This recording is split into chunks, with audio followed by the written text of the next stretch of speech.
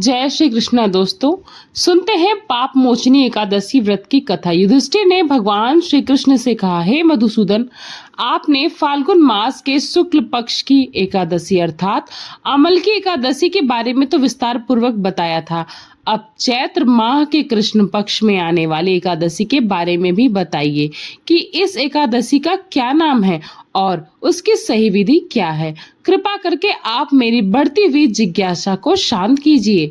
भगवान श्री कृष्ण ने कहा, हे युधिष्ठिर, चैत्र मास के कृष्ण पक्ष की एकादशी को पाप मोचनी एकादशी के नाम से जाना जाता है। अब मैं तुमको इसकी कथा सुनाता हूँ। एक बार की बात है, पृथ्वीपति राजा माधा ने लोमेश ऋषि से यही प्रश्न किया था जो तुमने मुझसे किया है।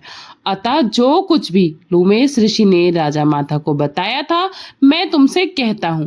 राजा माधा ने धर्म के गूढ़ रहस्यों को जानने के लिए लोमेश ऋषि से पूछा था, हे ऋषि श्रेष्ठ, मनुष्य के पापों का मोचन किस प्रकार संभव है? कृपा करके कोई ऐसा सरल उपाय बताएं जिससे सभी पापों से सहज ही छुटकारा मिल जाए। लोमेश ऋषि ने कहा, नृपित, चैत्र मास के कृष्ण पक्ष की एकादशी का नाम पाप मोचिनी एकादशी है। उसके व्रत के प्रभाव से मनुष्य के अनेक पाप नष्ट हो जाते हैं। मैं तुम्हें इसकी व्रत कथा सुनाता हूँ, ध्यान पूर्वक सुनिएगा।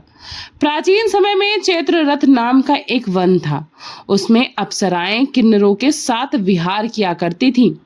वहां सदैव वसंत का मौसम रहता था, यानी कि उस जगह हमेशा नाना प्रकार के अनेक प्रकार के फूल खिले रहते थे। कभी गंधर्व का न्याय विहार किया करती थी, कभी देवेंद्र अन्य देवताओं के साथ क्रीड़ा किया करते थे। उसी वन में मेधावी नाम के एक ऋषि तपस्या में लीन रहते थे। वह शिव भक्त थे। ऋषि तो शिव भक्त थे, लेकिन अप्सराएं शिवद्रोही कामदेव की अनुचरी थीं। एक समय की बात है, कामदेव ने बदले और द्वेष की भावना से ऋषि मेधावी की तपस्या को भंग करना चाहा। इसी उद्देश्य की पूर्ति करने के लिए कामदेव ने मंजू घोषा नाम की एक अप्सरा को भेजा। उसने अपने नृत्य, गान और हाव भाव से ऋषि के ध्यान को भंग किया। अप्सरा के हाव भाव और नृत्य गान से ऋषि उस पर मोहित हो गए। फलस्वरूप मंजू घोषा के साथ वह रमण करने लगे और उन्हें ऐसा करते हुए दिन और रात का कोई विचार ही नहीं रहा। उस समय वह ऋषि युवावस्था में थे और काफी हष्ट पुष्ट भी थे। उन्होंने यज्ञोपवीत तथा दंड धारण कर रखा था। वे दूसरे कामदेव के समान प्रतीत हो रहे थे। महर्षि मेधावी उसके सौंदर्य पर मोहित होकर शिव रहस्य को भूल गए और काम के वशीभूत होकर उसके साथ रमण करने लगे। काम के वशीभूत होने के कारण मुनि को उस समय दिन और रात का कोई भी ज्ञान न रहा और काफी समय तक वो मंजू घोषा के साथ ही रमण करते रहे। बहुत समय बीत जाने पर मंजू घोषा ने ऋषि से कहा, हे ऋषिवर, अब मुझे बहुत समय हो गया है, अतः अब मुझे स्वर्ग जाने की आज्ञा दे दीजिए।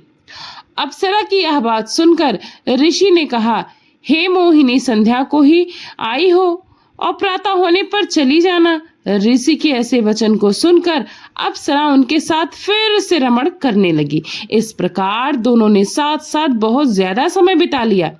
मंजू घोषा ने एक दिन ऋषि से कहा फिर से कि हे विप्र, अब आप मुझे स्वर्ग जाने की आज्ञा दे दीजिए। मुनि ने इस बार भी वही कहा, हे रूपसी, अभी ज्यादा समय व्यतीत नहीं हुआ है, कुछ समय और ठहरो। मुनि की बात सुनकर अप्सरा फिर सोच में पड़ गई और कहा, हे ऋषिवर, आपकी रात तो बहुत लंबी है, आप स्वयं ही सोचिए, मुझको आपके पास आए हुए कितना समय हो गया है। अब और ज्यादा समय यहाँ ठहरना उचित नहीं होगा। अप्सरा की बात को सुनकर मुनि को कुछ समय का बोध होने लगा और वह गंभीरता पूर्वक विचार करने लगे।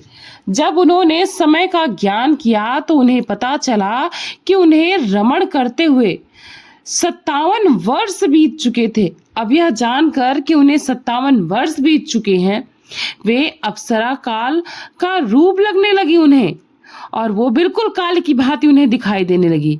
इतना ज्यादा समय भोग विलास में व्यर्थ चला गया मेरा। यह जानने पर उन्हें बहुत क्रोध आया। अब वह भयंकर क्रोध में जलते हुए उस तप को नाश करने वाली अप्सरा की तरफ भकुट तान कर देखने लगे और क्रोध से उसके अधर कांपने लगे और उनकी इंद्रियां बेकाबू होने लगी। क्रोध से थरथरा हुए उठे स्वर में मुनि ने उस अप्सरा से कहा, मेरे तप को नष्ट करने वाली दुष्टा, तुम महापापिन है और बहुत ही दुराचार करने वाली है। तुझ पर धिक्कार है। अब तुम मेरे शाप से पिशाचिनी बन जा। मुनि के क्रोध युक्त शाप से वह अप्सरा पिशाचिनी बन गई। यह देखकर वह व्यथित होकर बोली, हे ऋषिवर, अब मुझ पर क्रोध कर कर आप ही प्रसन्न तो हो गए। कृपा करके यह बताइए कि इस श्राप का निवारण किस प्रकार होगा।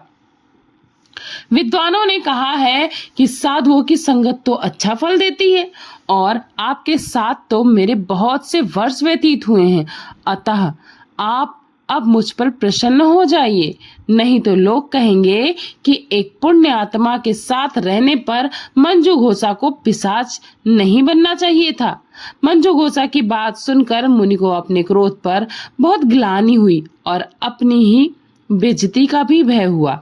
इसीलिए उन्होंने पिशाच बनी मंजू घोषा से कहा, तूने मेरा बहुत बुरा किया है, लेकिन फिर भी मैं तुझे श्राप से मुक्ति का एक उपाय बताता हूँ। चैत्र मास के कृष्ण पक्ष की जो एकादशी तिथि है, उसका नाम है पाप मोचिनी। उस एकादशी का उपवास करने से तेरी पिशाच से तो मुक्त हो जाएगी। ऐसा कहकर मुनि ने उसको व्रत करने का सारा विधि विधान समझा दिया। फिर अपने पापों का प्रायश्चित करने के लिए वह अपने पिता श्रवण ऋषि के पास गए। श्रवण ऋषि ने अपने पुत्र मेधावी को देखकर कहा, हे पुत्र, ऐसा क्या किया है तूने कि तेरे सभी तप नष्ट हो गए हैं, जिससे तेरा सारा तेज मलिन हो गया है। मेधावी मुनि ने लज्जा से अपना सर झुका लिया। पिताश्री ने मैंने एक अप्सरा के साथ रमण करके बहुत बड़ा पाप किया है। इसी पाप के कारण ही संभव है कि मेरा सारा तेज और मेरे सारे तप नष्ट हो गए हैं। कृपा करके इस पाप का मुझे निवारण बताइए, कोई उपाय बताइए। ऋषि ने कहा, पुत्र, तुम चैत्र मास के कृष्ण पक्ष की पाप मोचिनी एकादशी का विधि और भक्ति पूर्वक उपवास करो, कथा श्रवण भी करना। इससे तुम्हारे सारे पाप अवश्य नष्ट हो जाएंगे। अपने पिता की कहे अनुसार ऋषि ने उनके वचनों को सुनकर मेधावी मुनि ने पाप मोचिनी एकादशी का व्रत विधि पूर्वक किया। उसके प्रभाव से उनके सारे पाप नष्ट हो गए। मंजू घोषा अप्सरा ने भी पाप मोचिनी एकादशी का उपवास करने से उसको भी पिशाच की योनि से मुक्ति मिल गई और पुनः अपना सुंदर रूप धारण करके वह स्वर्गलोक को चली गई। लोमेश मुनि ने कहा, राजन, इस पाप मोचनी एकादशी के प्रभाव से समस्त पाप नष्ट हो जाते हैं। इस एकादशी की कथा के श्रवण मात्र से या पठन मात्र से 1000 गौदान का पुण्य भी मिलता है। इस उपवास के करने से ब्रह्म हत्या करने वाले, स्वर्ण चुराने वाले, मद्यपान करने वाले, अभद्र गमन करने वाले सभी भयंकर पाप नष्ट हो जाते हैं और अंत में स्वर्गलोक की प्राप्ति होती है। तो यह थी पाप मोचिनी एकादशी व्रत की कथा। आपको यह कथा कैसी लगी कमेंट बॉक्स में जरूर बताइएगा। साथ ही मेरे चैनल को सब्सक्राइब करिएगा, वीडियो को लाइक करिएगा और फ्रेंड्स एंड फैमिली के साथ शेयर करना ना भूलेगा। मिलते हैं नई कथा के साथ। राधे राधे, जय श्री कृष्णा।